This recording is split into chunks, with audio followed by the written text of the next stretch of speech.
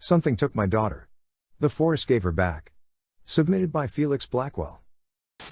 When you lose a child, the therapists say all kinds of things about the grieving process. You'll search for any reason to blame yourself. You'll play the last moments in your head on repeat. You'll go numb for months on end. But there's one thing my grief counselor never told me. She never said anything about the noise. None of the books talked about it either. The giggles and coughs and creaking of doors, the bouncing of cupboards and the clinking of toys, all the sounds a child fills a home with, vanish in a breath. The silence that remains bears down on you like smoke. It suffocates you. Sometimes it kills you. And then one day, as you drift like a wraith down the empty halls of your home, a sound rings out in the quiet. Sometimes it's a sniffle. Sometimes it's little footsteps. Your brain dismisses the noise because it's so familiar, so commonplace. Then reality catches up and reminds you that your child is gone. I was in bed the first time it happened. A faint yawn stirred me from my sleep. I ignored it and rolled over, knowing it was just Sophie in her room nearby. A few seconds later I jolted upright, trying to remember if the hell I'd been living was all a dream. Trying to remember if my daughter was really just down the hall. It doesn't matter how much time passes. I always hear the noises, and the realization is always the same: Sophie is gone, and she's never coming back. Some part of my brain just can't let her go, and fills the vacuum of her absence with fleeting signs of life. I've been trapped in this house with a head full of ghosts for half a year now. At first I heard the noises only as I went about my day, but soon they began to spill into my dreams. I'd sometimes be awoken by her laughter, or by my own cries as I tore through the woods in search of her. With the passage of time, I began dreaming of something worse. It's not the one where I find out she ran away on purpose, or the one where the cops tell me they found a body. It's darker, more sinister. Something comes out of the woods toward my house. It comes at night, and it looks up at the windows. I always know what it wants. In some dreams, it stands outside my daughter's room and calls to her in a raspy voice. I watch her open the window and vanish into the freezing dark. I never actually see the thing. I always scream myself awake the moment it turns to look at me. I'm afraid to sleep. I spend almost no time in my bedroom.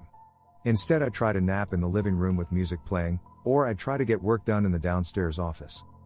Then, a week ago, I heard it while I was awake, a strange noise somewhere outside. It crackled, like a branch snapping or a fence breaking. I grabbed a flashlight and my father's old K-bar and stepped out into the cold. My property spans a few acres, and the far end of the yard backs up against thick woods. A while back, an old couple driving home from church claimed they'd seen a girl matching Sophie's description. They saw her walking toward the forest, but nothing ever turned up. I circled my house, but I couldn't locate the source of the noise. It happened again for 3 consecutive nights. On the last, I was ready for it, and threw the back door open the moment the crackling arose. There at the edge of the woods, something lurched between the trees and receded into the darkness. Sleep barely came at all after that. My mind kept tying the wicked dreams to what was happening outside, and soon I came to believe that whoever, or whatever, was visiting my home wasn't just a figment of my imagination. Last night, my visitor returned. I watched it from the window in the upstairs hall. I saw it emerge from the murky woods and move across the field beneath a pale moon. The thing didn't walk with the familiar rhythm of a biped, instead it skittered, transferring its weight fluidly from one indiscernible limb to another, or occasionally rolling and diving like a tumbleweed. All the while, its pallid head bobbed around on a contorted neck, studying everything, or nothing at all, as the ground and sky rushed past. The creature made its way around my house, touching and tapping and scratching on doors and windows, looking for a way in. I scrambled for the knife, and just as I did, there was a knock on the front door.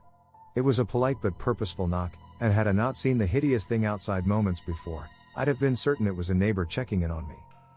I stood there at the top of the stairs in the darkness of my home, gazing down at the front door as the knocks repeated in threes.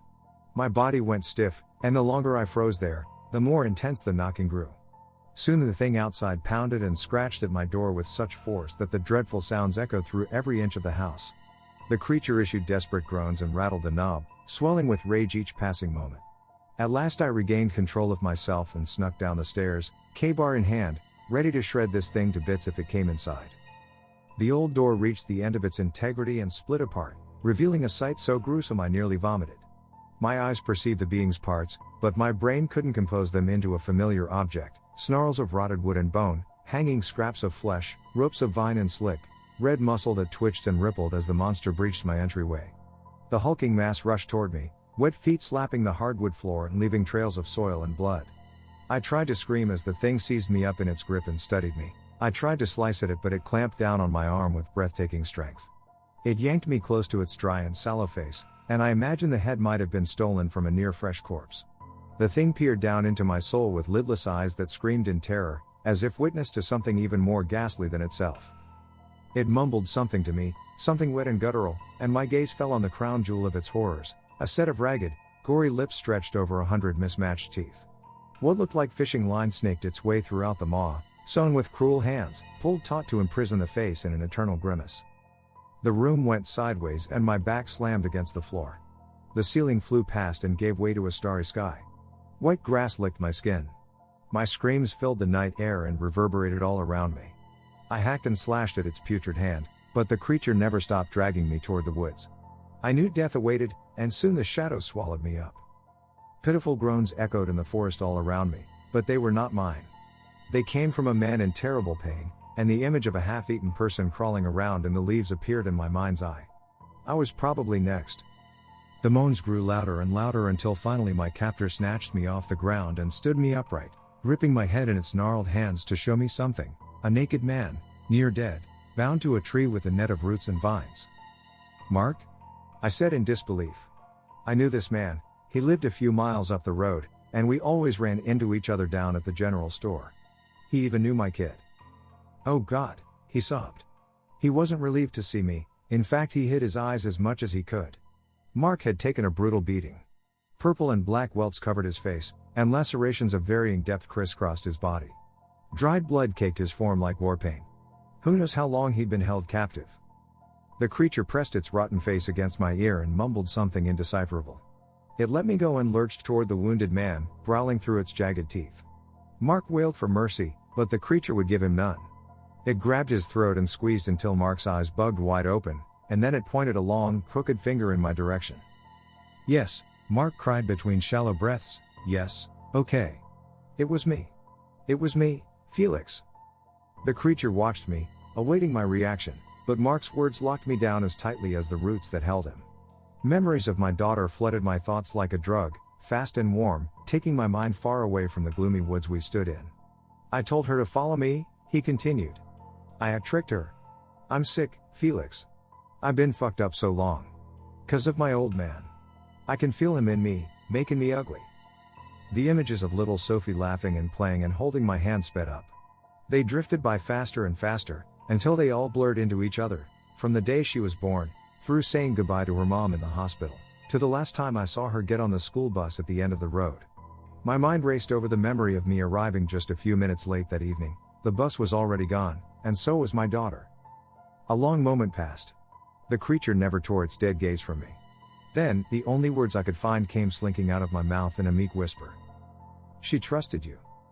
Hearing those words out loud ignited hellfire inside me. My reason evaporated, and ineffable hatred settled over me like the fog that snaked between the trees. I charged at Mark, K-bar in death grip. I wanted to bury it in the mouth he spoke to my child with. But before I could reach him, the creature intercepted me and stopped me dead in my tracks. It pried the knife from my hand and flung it into the woods. It peered into my eyes. I stared into a face transformed by death, and yet I could see it come alive with sorrow. It looked as revolted as I felt. What this being knew of human ethics was inscrutable, but it seemed to understand the situation in a natural context. The man was a predator, and my little girl was the prey.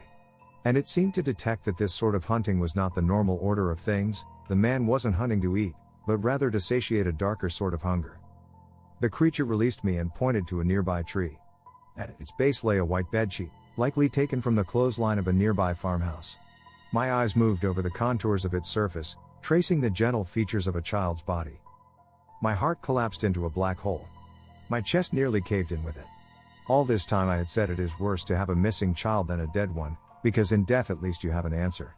But the moment Sophie's shape registered in my head, I'd have given anything for her to go back to being a question mark. The creature pointed back the way we had come, back to my home. Then it reached up to its horrid face. It tore at the wire that had sealed its mouth, and snarled when the ragged lips came free. It returned to Mark and grabbed his throat, as it had before, but this time it thrust its face against his. Horrified shrieks rang out in the woods, followed by the sickening sound of flesh splitting away. It looked back at me, gagging on the tongue it had just stolen from the man, until finally the appendage slipped into place. The creature then said. I ignored the lightning bolts of pain that arced between my head and chest, and scooped up Sophie's remains, bedsheet swaddling her tiny form. Mark's howls followed me to the edge of the woods, then cut out abruptly as I stepped into the fields. The walk home was a solemn one, guided by the fire of a cresting sun. I broke ground just beneath my bedroom window and dug until the dawnlight reached the western hills. By the time I patted the last heap of dirt onto Sophie's resting place, the shadows had vanished from the edge of the woods, spare one. It loomed for just a while, then receded, never to darken my fields again. In time, the sounds that had once haunted me receded too, and I could finally grieve in peace.